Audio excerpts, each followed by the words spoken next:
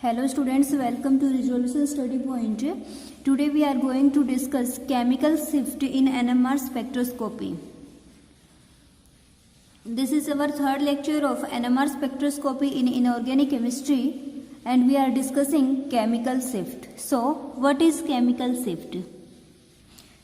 अब आपको ये पता है कि कोई भी अगर हम स्पेक्ट्रोस्कोपी स्टडी करते हैं तो स्पेक्ट्रोस्कोपी के अंदर जो एनर्जी होती है वो एक पैरामीटर के अंदर मेजर की जाती है।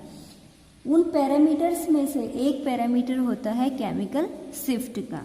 तो केमिकल शिफ्ट क्या होगी, किस पर डिपेंड करेगी, कैसे हम इसको कैलकुलेट कर सकते हैं, ये हम इस लेक्चर में स्टडी करेंगे। Okay, every nucleus is surrounded by an electron cloud which exert a shielding effect so that nuclei in different chemical environment experience different magnetic field and resonate at slightly different frequency।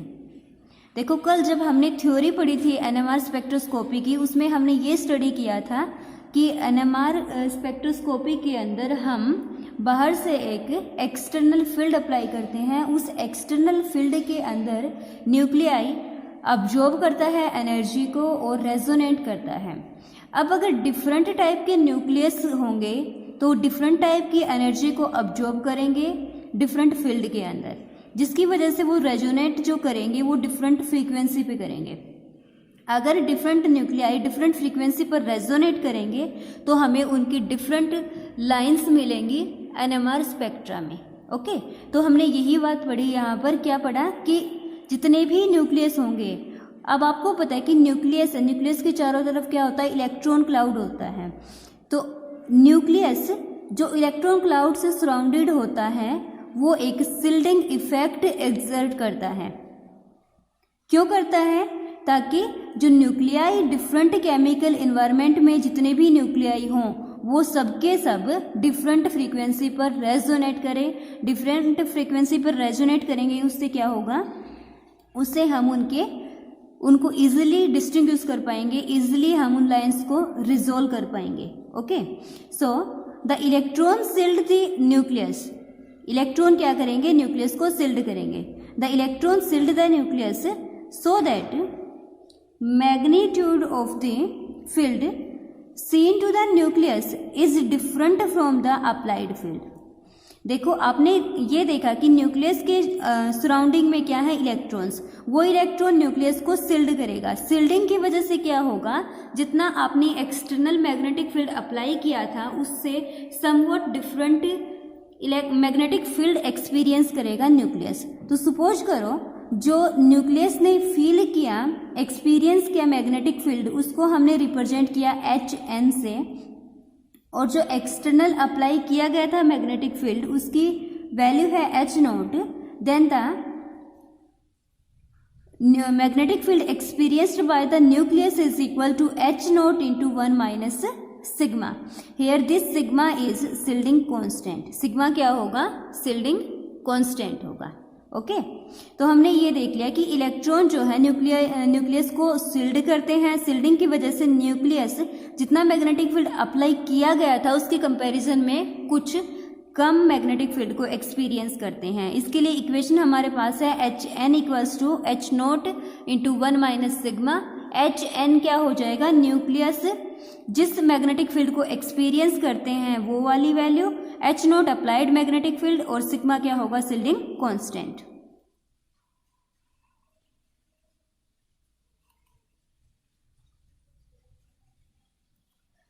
Next one is the value of shielding constant, that is sigma, depends upon hybridization and electronegativity of the groups attached to the atom containing the nucleus being studied। अब देखिए, आपके पास कोई भी compound है, उस compound के अंदर atom होगा, एटम के अंदर क्या होगा, न्यूक्लियस। अब जिस न्यूक्लियस को आप स्टडी कर रहे हो, सपोज करो आपने प्रोटॉन को स्टडी करना है, तो जिस भी न्यूक्लियस को आप स्टडी कर रहे हो वो न्यूक्लियस जिस एटम में है उस एटम के ऊपर किस टाइप के ग्रुप अटैच हैं उस पर डिपेंड करेगी शील्डिंग कांस्टेंट सिग्मा की वैल्यू। उसकी ग्रुप की हाइब्रिडाइजेशन क्या है, ग्रुप की इलेक्ट्रोनेगेटिविटी क्या है, इन सब चीज़ों पर डिपेंड करेगी सिग्मा की वैल्यू कम होगी या फिर ज़्यादा होगी। एग्जाम्पल से समझते हैं। एग्जाम्पल हमने 1H NMR स्पेक्ट्रम लिया है मिथेनॉल का। अब हम मिथेनॉल के स्पेक्ट्रम में देखेंगे कि कितनी लाइंस आपको दिखाई देती हैं। Okay, this is the NMR 1H NMR spectrum of ethanol. अब इथेनॉल में आपको पता है एक तो होगा CH3 CH2 OH। अगर हम इथेनॉल की बात करते हैं तो यहाँ पर 3 टाइप्स के प्रोटॉन हैं। कितने टाइप के प्रोटॉन हैं? 3 टाइप्स के प्रोटॉन। अब आपको ये पता है कि डिफरेंट एनवायरनमेंट के प्रोटॉन्स डिफरेंट एनर्जी को अब्जॉर्ब करेंगे। अगर डिफरेंट एनर्जी को अब्जॉर्ब करेंगे तो डिफरेंट पीक्स आपको मिलेंगी NMR स्पेक्ट्रम में। तो हम लोग यहाँ पर देख सकते हैं कि जो NMR 1H NMR स्पेक्ट्रम है इथेनॉल का, इसमें आपको 3 पीक दिखाई देंगी। एक पीक होगी मिथाइल ग्रुप की, सेकेंड होगी मिथाइलिन ग्रुप की और थर्ड पीक होगी हाइड्रोक्सिल ग्रुप की। अब हम यहाँ पे ये देख सकते हैं कि OH की पीक की इंटेंसिटी कम है, इससे ज़्यादा इंटेंसिटी CH2 की है और मिथाइल की इंटेंसिटी सबसे ज़्यादा है। तो हमने ये देखा कि मिथाइल के अंदर प्रोटॉन्स के नंबर ज़्यादा हैं। तो इंटेंसिटी किस पर डिपेंड करेगी? नंबर ऑफ द प्रोटॉन्स के। या फिर हम ये भी कह सकते हैं कि जो पीक आई है, इस पीक के अंडर का जो एरिया होगा वो डिटरमाइन करेगा नंबर ऑफ द प्रोटॉन्स को। तो ये हमें 1H NMR स्पेक्ट्रा मिला इथेनॉल का। अब देखिए हमने 1H NMR स्पेक्ट्रा लिया इथेनॉल का, तो हमने ये तो देख लिया कि 3 लाइंस हमें मिलती हैं। तीनों की इंटेंसिटी भी हमें पता चल गई कि इंटेंसिटी मिथाइल ग्रुप की ज़्यादा होगी, फिर आपके मिथाइलिन ग्रुप आ जाएगा, फिर आपका हाइड्रोक्सिल आ जाएगा। लेकिन अब हम ये कैसे बताएंगे कि फील्ड स्ट्रेंथ के साथ, मतलब मिथाइल ग्रुप है वो किस एनर्जी को ऑब्जॉर्ब करेगा, कहाँ पर रेजोनेट करेगा, किस पोर्शन पर रेजोनेट करेगा। ऐसे मिथाइलिन के लिए हम नहीं बता सकते और हाइड्रोक्सिल के लिए भी हम यहाँ पर इस स्पेक्ट्रा को देख करके ये नहीं कह सकते कि इसके लिए केमिकल शिफ्ट की वैल्यू क्या है। तो हमारा जो नेक्स्ट जो हम पढ़ने वाले हैं इसमें केमिकल शिफ्ट में, वो ये होगा कि डिफरेंट पीक्स की केमिकल शिफ्ट क्या होगी। सो the least shielding proton means the proton which have smallest value of sigma on the electronegative oxygen atom interact with the field at lowest applied field strength। देखो आप लोग spectra में देखोगे तो field की strength right side में increase होती है और OH पीक सबसे एक्सट्रीम लेफ्ट साइड पर है। तो इसका मतलब ये है कि OH ने सबसे स्मॉलेस्ट जो मैग्नेटिक स्ट्रेंथ थी उसको अब्जॉर्ब किया होगा, क्योंकि OH का जो शील्डिंग कांस्टेंट सिग्मा की वैल्यू है वो स्मॉलेस्ट है। And the areas under the peaks are in direct proportional to the number of equivalent hydrogens of the hydroxyl, methylene and methyl groups. तो ये सब हम पहले ही स्टडी कर चुके हैं। क्या पढ़ा था हमने कि OH सबसे कम लोअर वैल्यू पे अब्जॉर्ब करता है क्योंकि इसकी सिग्मा की वैल्यू सबसे कम होती है। दूसरा जो एरिया अंडर द पीक्स होगा वो हमें नंबर ऑफ प्रोटॉन्स को बताएगा। हाइड्रोक्सिल में एक ही प्रोटॉन है तो इसका एरिया कम होगा, पीक की हाइट कम हो जाएगी। CH2 के अंदर 2 प्रोटॉन हैं, 2 प्रोटॉन होने की वजह से एरिया थोड़ा सा इंक्रीज हो जाएगा। और मिथाइल में 3 प्रोटॉन्स हैं जिसकी वजह से इसका एरिया फर्दर इंक्रीज हो जाएगा और यहाँ पर आपको एक लार्जेस्ट पीक मिल जाएगी। ओके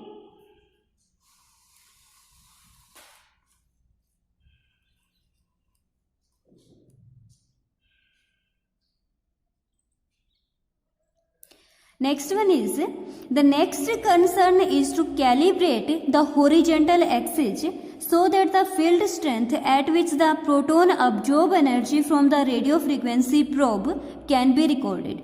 तो मैंने अभी जस्ट थोड़ी देर पहले आपको ये बताया था कि नेक्स्ट जो हमारा काम होगा वो क्या होगा, हॉरिजॉन्टल एक्सिस को स्टडी करना। हॉरिजॉन्टल एक्सिस को स्टडी करने का मतलब ये होगा कि OH लोअर फ्रीक्वेंसी पर अब्जॉर्ब क्यों करता है या फिर कितनी फ्रीक्वेंसी पर अब्जॉर्ब करेगा, मिथाइलिन कितनी फ्रीक्वेंसी पर रेजोनेट करेगा, ऐसे ही मिथाइलिन के लिए स्टडी करना है। Okay However, we can find out the above information from the equation Hn equals to H naught into 1 minus sigma, but accurate measurement of Hn and H naught is difficult. क्योंकि हमने last थोड़ी देर पहले ये study किया था कि जो nucleus है वो जिस मैग्नेटिक फील्ड को एक्सपीरियंस करेगा वो समवट डिफरेंट होता है अप्लाइड फील्ड से, तो उसको हमने रिलेट करने के लिए एक इक्वेशन लिखी थी H N equals to H nought into 1 minus sigma. अगर हम इस इक्वेशन में एच एन और एच नोट की वैल्यू को फाइंड आउट कर देते हैं तो हम सिग्मा की वैल्यू को भी फाइंड आउट कर सकते हैं, बट ये एच एन और एच नोट को फाइंड आउट करना, एक्यूरेट मेजरमेंट करना डिफिकल्ट है। डिफिकल्ट टास्क होने की वजह से हम इस इक्वेशन से डायरेक्ट केमिकल शिफ्ट की वैल्यू नहीं कैलकुलेट कर सकते। अब देखिए, हमने ये देखा था कि हमारे पास एक इक्वेशन आई थी और इक्वेशन क्या थी, H N equals to H nought into 1 minus sigma. अब हमें ये पता है कि जिसके लिए सिग्मा की वैल्यू कम होती है वो लोअर फील्ड पे अब्जॉर्बेंस शो करता है।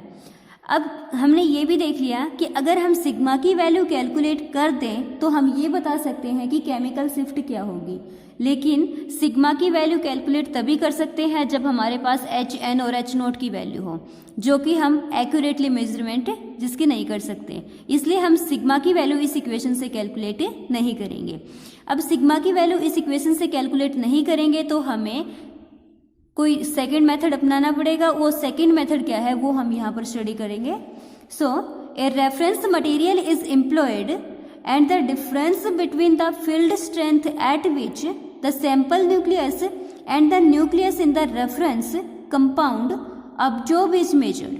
अब हमने ये कह दिया कि एक्चुअल जो वैल्यू क्या है फील्ड की उसको तो हम कैलकुलेट नहीं कर सकते, बट अगर हम एक रेफरेंस मटेरियल को यूज़ कर लें और उस रेफरेंस मटेरियल और जो अपना सैंपल है उन दोनों के बीच का अगर डिफरेंस हम फाइंड आउट कर देते हैं तो हम केमिकल शिफ्ट की वैल्यू को भी फाइंड आउट कर सकते हैं।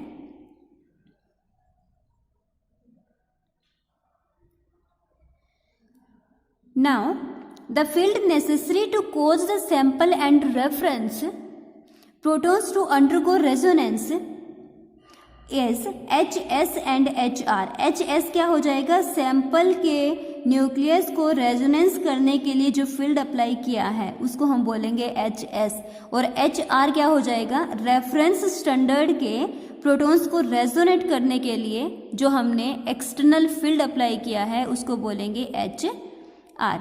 अब एक इक्वेशन से हम इसको रिप्रेजेंट कर सकते हैं कि H S minus H R equals to H nought into sigma R minus sigma S. कैसे लिखेंगे वही, क्योंकि आपको ये पता है कि H N equals to H nought into 1 minus sigma होता है, तो हमने एच एन को एच से रिप्रेजेंट कर दिया तो एच क्या हो जाएगा, H S minus 1 H S into 1 minus sigma, और एच किसके बराबर भी होगा, H nought into 1 minus sigma R. अब दोनों इक्वेशंस को सोल्व करेंगे तो हम ये लिख सकते हैं कि जो h की वैल्यू इसके इक्वल भी है, h की वैल्यू इसके भी इक्वल है, तो दोनों वैल्यूज आपस में भी क्या हो जाएंगे, equal. So H S into 1 minus sigma S equals to H R into 1 minus sigma R. Okay, हम क्रॉस मल्टीप्लाई करके इन दोनों को डिवाइड के फॉर्म में लेके आते हैं, तो 1 minus sigma R divide by 1 minus sigma S equals to H S into H R. आप इसको क्रॉस मल्टीप्लाई करके देख सकते हो, ऊपर वाली इक्वेशन आएगी सिंपल। फिर हमने नेक्स्ट स्टेप में क्या किया, जो ऊपर वाली इक्वेशन आई है इस इक्वेशन में से बोथ साइड 1 से सब्ट्रैक्शन कर दिया। अब जब हम इसमें से 1 को माइनस करेंगे तो हम एलसीएम जब लेंगे तो ये आ जाएगा 1 माइनस सिग्मा एस, तो ऊपर होगा आपका 1 माइनस सिग्मा आर माइनस के 1 प्लस का सिग्मा एस हो जाएगा, जिसको हम रिप्रेजेंट कर सकते हैं sigma S minus sigma R से, divide by 1 minus sigma S equals to H S minus H R divide by H R. अब आपको ये भी पता है कि जो सैंपल का न्यूक्लियस है उसके लिए सिग्मा की वैल्यू 1 से very very very very small होती है, तो हम 1 माइनस सिग्मा एस को 1 लिख सकते हैं। अब हमने ये क्या कहा था कि जो सिग्मा की वैल्यू है वो 1 से वेरी वेरी स्मॉल है, तो हमने क्या बोला कि 1 minus sigma S equals to 1, then the equation becomes delta equals to sigma s minus sigma r equals to hs minus hr by hr. This delta is chemical shift. delta क्या है, chemical shift. तो हम chemical shift को calculate कर सकते हैं अगर हम रेफरेंस और सैंपल के शिल्डिंग कांस्टेंट की वैल्यू को सब्ट्रैक्ट कर दें तो डेल्टा की वैल्यू कैलकुलेट हो सकती है। और ये वैल्यू किसके इक्वल होगी? HS minus HR divide by HR के। तो हम यहाँ पे क्या कह सकते हैं कि chemical shift is defined as the difference in the shielding constant of the sample and reference. Sample और रेफरेंस के शिल्डिंग कांस्टेंट के बीच में जो डिफरेंस आएगा वही क्या होगा? केमिकल शिफ्ट की value. Also you all know that the frequency is equals to gamma H upon 2 pi. Nu equals to gamma H upon 2 pi. Nu क्या हो जाएगा? फ्रीक्वेंसी। गामा क्या होगा? सेकेंड लेक्चर में हमने स्टडी किया था, गामा क्या था? Gyromagnetic ratio. H क्या होगा? Applied field strength. तो अगर न्यू की वैल्यू हमें पता है गामा H अपॉन 2 पाई की फॉर्म में, तो यहाँ से हम H की वैल्यू को कैलकुलेट कर सकते हैं 2 पाई न्यू बाय गामा।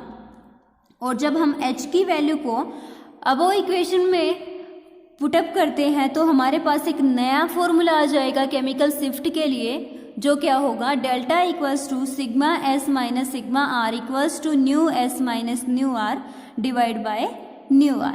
तो हमने यहाँ पर इस इक्वेशन में क्या देखा? इस इक्वेशन में हमने देखा कि केमिकल शिफ्ट को हम सैंपल और रेफरेंस की फ्रीक्वेंसी से कोरिलेट कर सकते हैं। डेल्टा की value can be calculated with the help of frequency difference between sample and reference. Okay.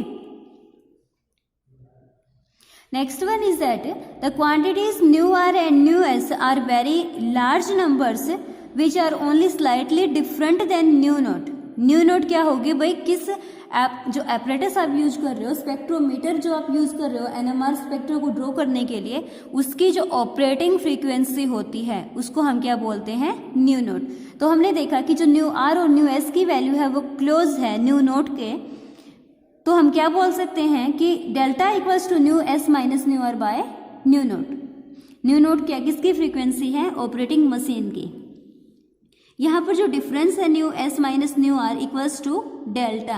This is the difference between resonance frequency of the sample and the reference.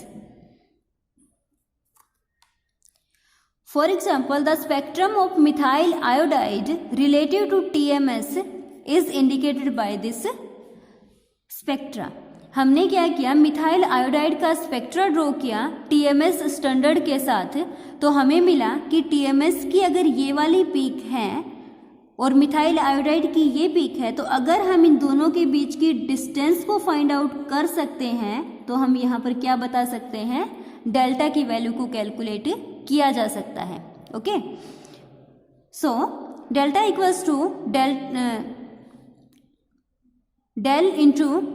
Equals to delta into 10 to the power 6 by fixed frequency of the probe, that is nu nought. और ये formula के अंदर जो आपकी chemical shift की value आएगी उसके लिए यूनिट क्या रहेगी? ppm। अब जो हमने यहाँ पर 10 to the power 6 से मल्टीप्लाई क्यों किया है? क्योंकि 10 to the power 6 से मल्टीप्लाई करने के बाद जो आपका डेल्टा की वैल्यू आएगी ये आ जाएगी पार्ट्स पर मिलियन में, ppm में। ppm में कैलकुलेट करने के लिए हमने इसको 10 to the power 6 से मल्टीप्लाई कर दिया है। फॉर एग्जाम्पल आप न्यू नोट की वैल्यू 60 मिली हर्ट्स ले सकते हो, उसको 10 to the power 6 से मल्टीप्लाई करोगे तो ये क्या आ जाएगा आपका? ppm में।